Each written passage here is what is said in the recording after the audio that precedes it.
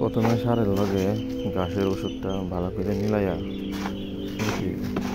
আমি চেঞ্জার ব্যবহার করতেছি ঘাসের ওষুধ হিসাবে।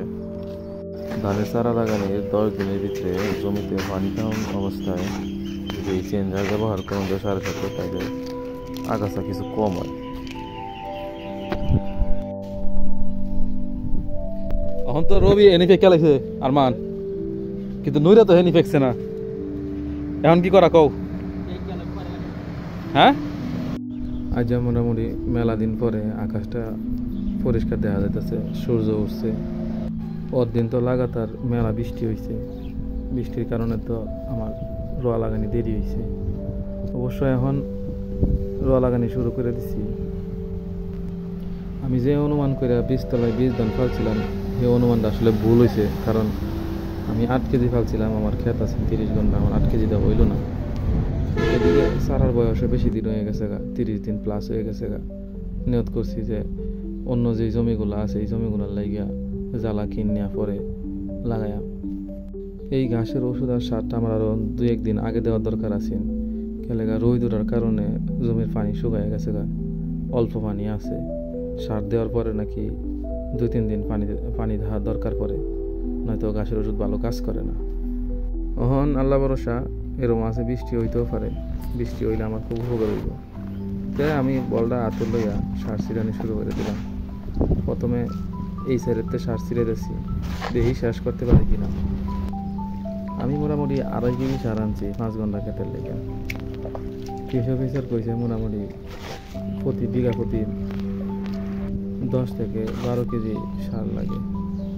তা আমার এখন 5 ঘন্টা ক্ষেত, যেহেতু এই কারণে আমি 2.5 কেজি সার লইছি আর ঘাসের ওষুধ লইছি 25 গ্রাম। এই জমিটা একসময় কলা ক্ষেত আছে। এখানে জমির পরিমাণ হয়েছে প্রায় 9 ঘন্টার মতো আর কি। ভাবছিলাম যে কলাবাগ রাখা দেন। কলাবাগ রাখা দেওয়ার উদ্দেশ্য হইতেছে, আমি ভাবছিলাম যে এখানে যে সব কলার বুকি আছে সব বুঝি গেরা কলার বুকি। তো গেরা কলার বেশি যত্ন নেওয়ার লাগে না, পরিশ্রম করানো লাগে না, খালি কদিন পরে কলা বেচলেও। এই চিন্তা কইরা আমি কলা খেতে গেছিও না, কলা খেতে যত্ন নিছি না, পরিষ্কার করছি না। আসলে এটা সবজি কলার বাগ আছে। তে সব কলার বুকি গেছে নষ্ট হইয়া। একদিন গিয়া দেখি, পরে নিয়ত করলাম যে না, এই কলা খেতে রাখতাম না, এটা সব উড়ে দেয়। তো আমার কাজ শুরু হয়ে গেছে গা। আস্তে আস্তে কইরা সব কলার বুকি আমি উড়াই আলছি, একদম গোড়া সহ, কলা গাছ ওই তো না পারে। খালি সাইডে যে কলা গাছটি আছে এটি কাটছি না, এটি উড়াইছিও না, রাইখা দিছি। এটি গেরা কলাই আছে, মাঝখানে সব উড়াই আলছিলাম। আমার মনে আছে প্রায় 1 মাস লেগে গেছেন আমার কলার বুকি মোতারি উড়াইতে। কেলেগা আমি তো আর সারাদিন কাম করতে পারি না, অত পরিশ্রম করতেও পারি না। আস্তে আস্তে করে ডেইলি 1 ঘন্টা 2 ঘন্টা এরকম করে সব বুকি উঠাইছি। এরপরে অনেক দিন পরে গ্রামের পরিবেশ আইছি। জঙ্গলে গেলে একটু ডরও লাগে, কেউ পাইছি না। মাঝে মাঝে পোলাফান্ডে লইয়া গেছি যে তোরা বয়ে থাকবে, কোনো কাম করুন লাগতো না। এখানে লইয়া গিয়া পরে বুকি টুকি উঠাইছি। আমি যখন গাজীপুর ছিলাম তখন এই কলাবাগ চুক্তি দেওয়া আছে। যে চুক্তি নিছে এর মন মতো যেটা মন সেটা করছে।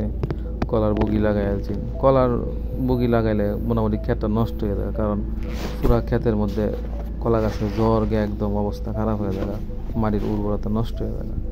যাই হোক, আমি একটু সব কিছু পরিষ্কার কইরা আল্লাহর নাম লইয়া প্রথমে ভুট্টা করলাম। আলহামদুলিল্লাহ ভুট্টা ভালোই হয়েছে। এইবার দান করতেছি, বাকিটা আল্লাহর ইচ্ছা। দান করা শেষ হলে ইনশাল্লাহ আবার ভুট্টা করার নিয়ত আছে, আল্লাহ যদি বাঁচায় রাখে। গপ্প করতে করতে মোটামুটি আমি অর্ধেক খেতে সার দিয়েছি। পরের গপ্পটা হচ্ছে, ছোটোবেলা যখন বন্ধ ঘুরতাম আইতাম, তখন দেখতাম এই খেত গম টম করতো। তো ওখান আর গম টম করা হয় না, গমের উৎপাদন আমরা কিন্তু একবারে হয়ই না। কেল লাগে হয় না, কেল লাগে করা ছেড়ে দিয়েছে, এটা আমি জানি না। আসলে হয়তো পরিবেশ পরিস্থিতির কারণে সব কিছু পাল্টে গেছে। ছোটোবেলা যখন ঘুরতাম তখন আসলে আমি জানতাম না যে এটা আমার ক্ষেত কেনা। ক্ষেতের লাইরে দাও আমি ক্ষেত করণে লেগে গেছিলাম। আচ্ছা, যাই হোক, সার ছিঁড়াতে মোটামুটি শেষ পর্যায়ের দিকে আয়া পড়ছি, আর অল্প একটু আছে। আমার সারও প্রায় শেষ হয়ে কাছাইছে। আলহামদুলিল্লাহ 2.5 কেজি সার দিয়ে পুরা ক্ষেত কভার দেলতাছি। এখন সার ছিটানি শেষ হলে পরে দেখুন যাবো যে সার ঠিক মতনে পড়ছে কিনা। আমি তো আবার ঠিক মতনে ফেলতাই না। যাই হোক, সবাই ভালো থাকুন। আল্লাহ হাফেজ।